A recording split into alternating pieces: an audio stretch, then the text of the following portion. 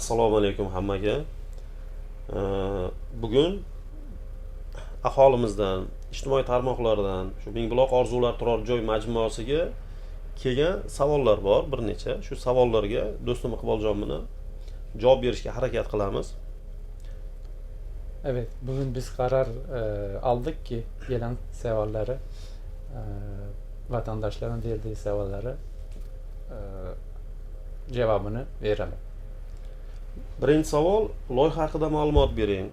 Bu loyihani ideyasi qayerdan kelgan?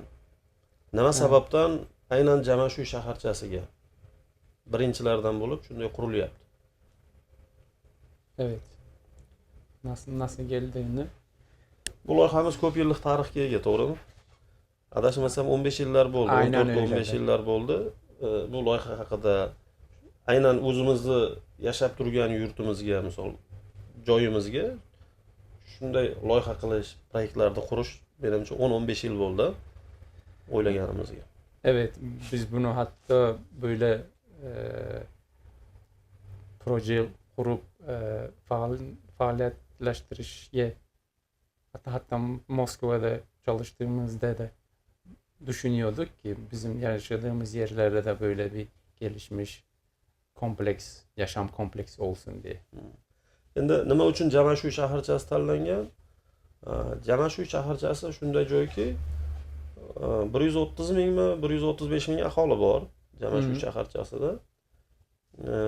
Keyin Daryoning tepasidan, qo'shni rayonlardan, bu Farg'ona tomondan, Andijon tomondan ham shu bizga Jamashuyga yaqin yerdan aholi juda ham ko'p keladi bu yerga. Yana 15 ming, 20 ming tashqaridan ham kiradigan aholi bor. O'sha hisoblasak 150 ming aholiga aslida bu loyihamiz juda ham kichkina, kam. Buni nasib yana kattalashtiramiz. Hozir boshlanishiga ikkita 9 etajlik, bitta 16 etajlik. Bu bizim yani bunlar bir tane kompleks olur, yaşam kompleksi. Bir kompleks çerçevesinde yapıyoruz. 3 tane bina. Şimdilik nasıl diyoruz, monolitli oluyor. Komple. To'g'ri, bu monolitni bu ülkede, bu yerde, bu Jamashuy shaharchasida birinchisi. Bu ilçede birincisi. Öyle daha önceden yapılmış çünkü binalar eski yani eski stilinde yapılmış. Bu bizim yaptığımız yeni arkitektura nasıl mimarisi diyoruz. Mimarisi de yeni son mimarlar, dizaynlar kullanılmış burada. Çünkü bu loyihamizni ustida kimlar ishladi? Bu loyihamiz ustida mana do'stim Iqboljon bor. Bu ham mutaxassis. Yana Turkiyalik do'stlarimiz bor, o'rtoqlarimiz bor. Onlar da var içinde. Bize Ular da yordam ediyor. etyapti bu loyihamizni ichida. Keyin o'zimizni vatandoshlarimiz, do'stlarimiz bor, Proyektni institut bor. Hammamiz hamkorlikda insonlarga qulay bo'lgan shaklda, misol yashash uchun ham har tomonlama qulay bo'lishini hisobga olib qildik bu loyihani. Bu loyihamizda to'liq yopiq hudud bo'ladi. Yopiq hudud, pastida savdo kompleksi bo'ladi. Pastki qatlarimizda birinchi, ikkinchi qavatlarimiz savdo komplekslari bo'ladi. To'liq 24 ga 7 xavfsizlik tizimimiz bor bu yerda. Video nablюдение bo'ladi. To'liq jihozlangan bo'ladi. Oddiy misol bitta blogimizga ikkitadan lift qo'yganmiz. Odatda ko'p bunday qurilishlarda bitta lift ishlatishadi. Biz ikkita ishlatganmiz. Sababi bitta kichkina, bitta katta. Biri yük için, biri shunday. Millet kullanması için. Shunday. Daha da kolay olur. Ko'chib kelgan yurtdoshlarimiz ham, bu yerda yashayotganlar ham bemalol yuklarini, mebellarini, texnikalarini, qandaydir bitovoy texnikalarini bemalol olib chiqsa bo'ladi. Evet. Yani her şey buradaki yaşayan evlerin sahiplerine kolaylaştırılmış bir şekilde dizayn edilmiştir. Shunday. Hamma narsa, materiallarimiz asosan chet eldan olib kelamiz. Oddiy armaturlarimizni ham Rossiyadan olib keldik. Betonlarimiz hammasi zavoddan keladi. Keyin bu loyihamizda g'ish ishlatmaymiz. Bizda eskidan hamma joyda, hamma uylarning qurilishida g'isht ishlatilgan. Haqiqatan u juda ham mustahkam, yaxshi material. Endi zamon talabi, hamma narsa rivojlanyapti. Ekologicheskiy и энергоизбережающий deydi. Shunday mahsulotlardan baribir foydalanishimiz kerak. Uning uchun biz nima qildik? Oddiy devorlarimizda avtoklavniy gazoblokdan foydalanadigan bo'ldik. Avtoklavniy gazoblok nima? U aytaylik, pishgan g'ish bor, xom g'ish bor, a? Biz xalq tilida aytadigan. O gazoblok ham xuddi shunday, pishgan gazoblok. Avtoklavniy bor, shu zavoddan keladi, tayyor mahsulot. Issiqlikda, sovuqlikda yaxshi ushlaydi. Shumoizolyatsiyaga yaxshi juda ham. Uni rus tilida, ruschada теплосберегающий terminida desak, hani evin ısınması için veya evin soğutması, soğuk yaz günlerde evi soğutması için daha da az enerji kullanılacak. Quyosh panellarimiz bo'ladi. Yuqoriga quyosh panellarini qo'yamiz. Quyosh panellarimiz nima uchun? Binoyimiz 9 qavatli bo'lgani uchun hozir birinchi blogimiz haqida gap ketayotgan bo'lsa, 9 qavatli bo'lganligi uchun bizga 24 ga 7 liftdan foydalanishimiz kerak. Chunki agar shahar svet o'chib qolsa, lift ham o'chib qoladi.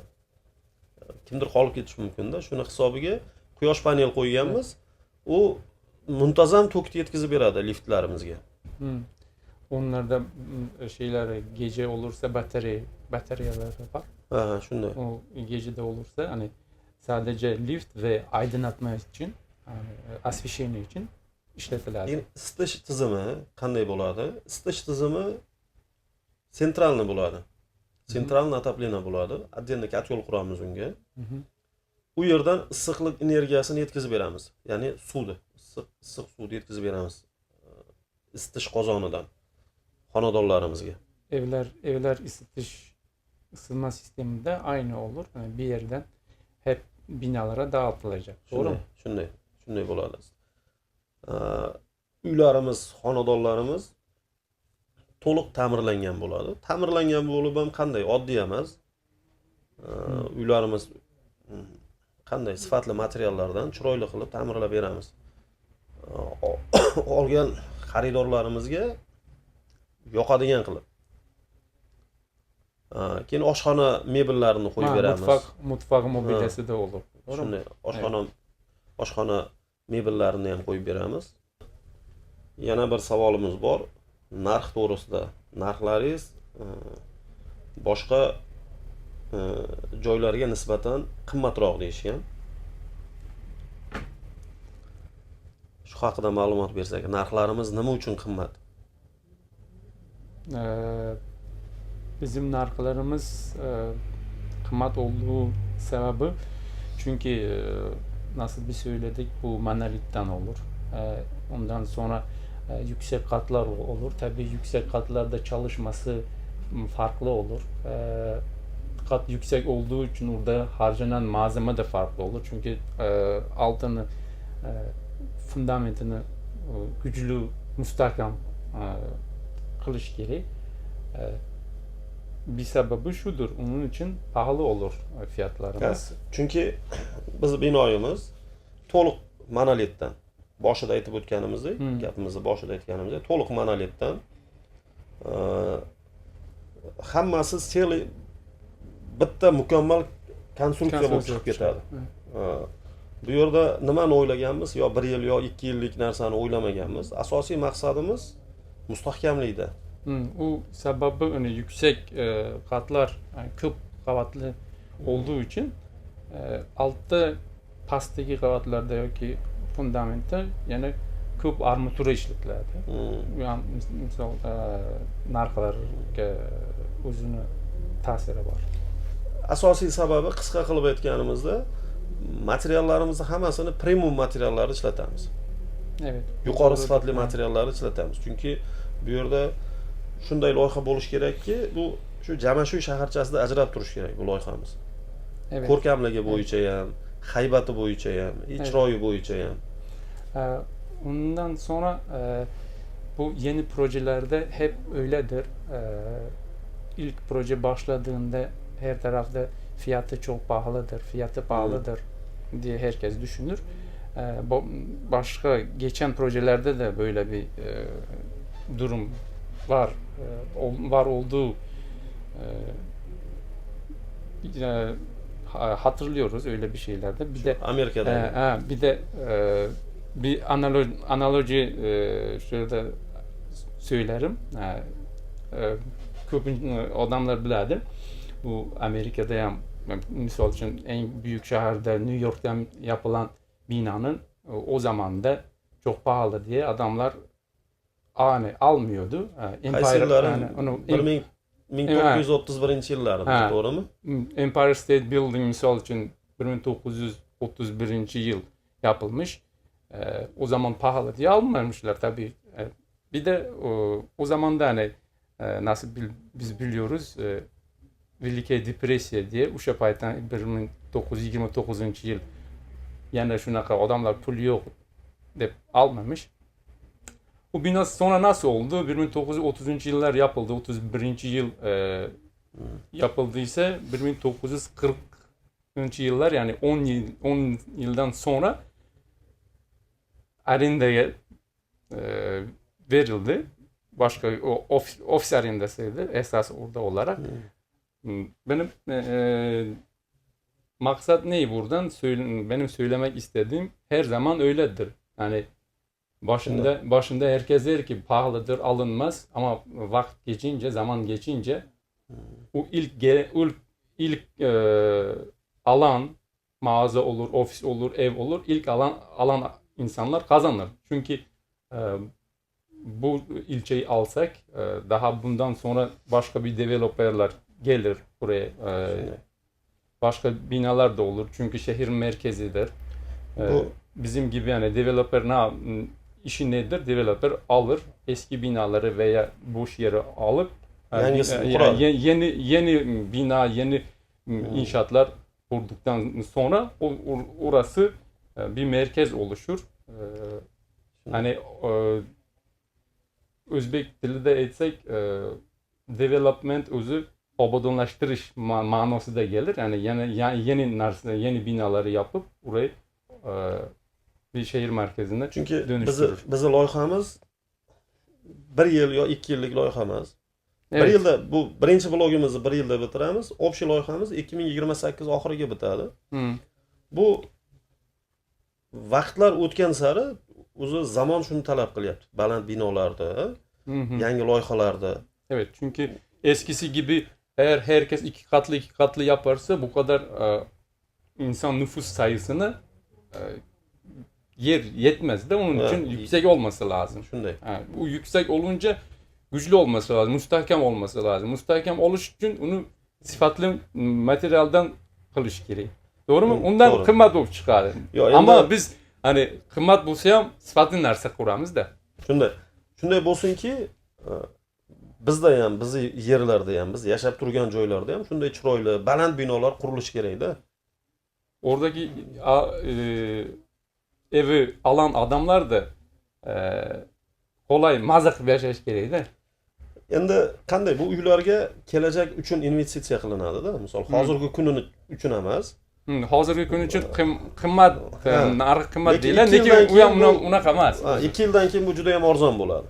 Endi to'lov turlari haqida ma'lumot bersam, qanday to'lov turlari bor? To'lov turlarimiz naqd. Naqd to'lov qilsa, yaxshigina chegirma qilib beramiz. Keyin 30% boshlang'ichini to'lashadi. 2 yil mobaynida 24 oy mobaynida bo'lib to'lasa bo'ladi qolgan summasi. Foizsiz. Yo'q, foiz yo'q. Shu tannarxini, uyni tannarxini 24 oy mobaynida bo'lib to'lashadi. Bu menimcha juda ham qulay bo'ladi. Oldin 30%. 30%ni to'lashadi, qolgani 24 oy mobaynida. Ijtimoiy tarmoqlardan, aholimizdan kelgan savollarga qo'limizdan kelgancha o'ylaymanki javob berdik. Evet. Yana qandaydir savollari bo'lsa, murojaatlari bo'lsa, sahifamizga yozishlari mumkin. Yana albatta o'tirib savollarga shunday formatda yana bir javob berishimiz mumkin. Evet. Yana nima deymiz? aholimiz bizni qo'llab-quvvatlab tursa, duo qilib tursa, shu shaharchamizni yanada rivoji uchun, kelajagi uchun qo'limizdan kelgancha manfaatli bir binolarni, foydali joylarni qurishda harakat qilamiz, davom etamiz. Evet, inşallah öyle olur. Herkese teşekkür ediyoruz. Bize sorularınız varsa yazabilirsiniz. Shunday. Hammaga rahmat.